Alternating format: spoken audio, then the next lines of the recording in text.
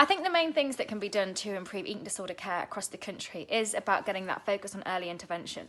We talk about this so much. We talk about prevention and early intervention on a day-to-day basis. We see it in the paper everywhere. And it's clear that everyone has this understanding of it and thinks that it's a priority and something that needs to be done. But the problem is that we still don't do it. We seem to feel it's okay to wait until someone hits that crisis point. When I relapsed in 2016, I battled with that voice in my head for about 4 or 5 months and didn't know what to do about it. I ended up referring myself to the eating disorder service in southwest London, where I'm from, and eventually got an appointment.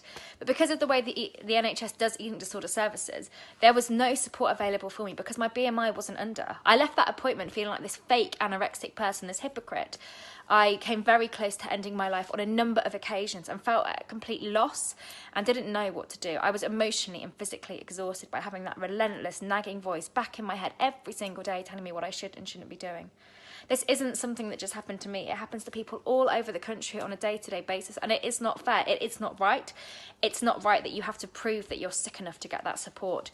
And I think a huge part of this, yes, is down to funding and issues around that, but actually there is also this huge lack of understanding that to have an eating disorder, you have to be stick thin. You ask people to think about people with anorexia, and they will always imagine this skeleton-looking person, probably a girl, a teenager, that whole kind of misunderstanding that actually this is not right, and it's not fair because it stops other people reaching out for support. I also think there's something that needs to be done around healthy eating and healthy exercise. We live in a society that is so dictated by calorie counting, by doing this much exercise, by having to do this much exercise so we can go and eat a pizza. It's ridiculous. That is not healthy. It is not right. And we need to try and change this. We need to challenge this so that actually people don't get pre-obsessed with calorie counting and get kind of influenced by all of that really dangerous messaging. Public Health England launched a campaign a couple of years ago called Change for Life, and the whole focus of this campaign was around having 100-calorie snacks in the morning.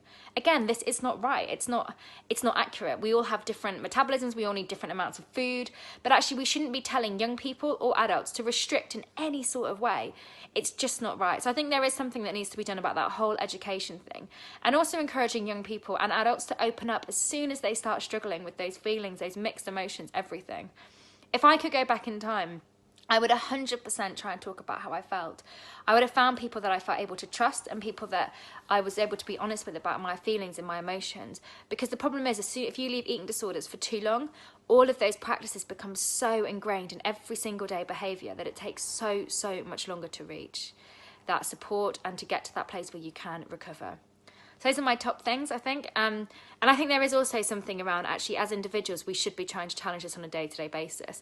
If people are talking about dieting in the office, if people are talking about what calories they're eating that day or what exercise they're doing to burn off X amount of food, we should be picking up these people on these things. We all have that duty of care to each other. We have a responsibility to try and challenge this and to support those around us. And without realising, actually, a lot of these kinds of conversations can be really, really triggering for so many people.